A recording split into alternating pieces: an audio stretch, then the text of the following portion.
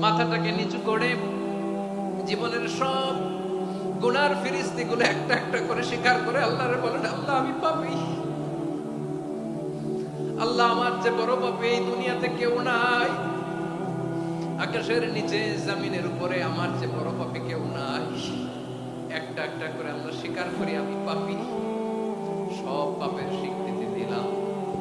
পৃথিবী না জান আমি তো জানি আমি কি পাপ করেছি, হায় আমার পাপের করলে বিচার, বাঁচার আমার নাই উপায়।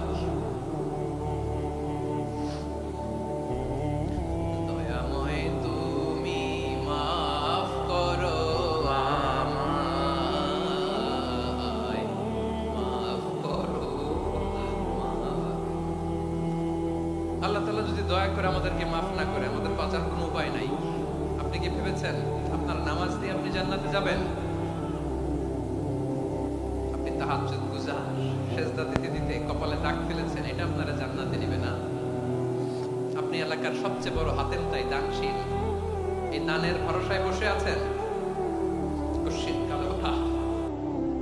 আমাদের নামাজ, আমাদের রোজা, আমাদের ইবাদত, এগুলোকে মিজানের পাল্লায় উঠালে কোনো ওজনই হবে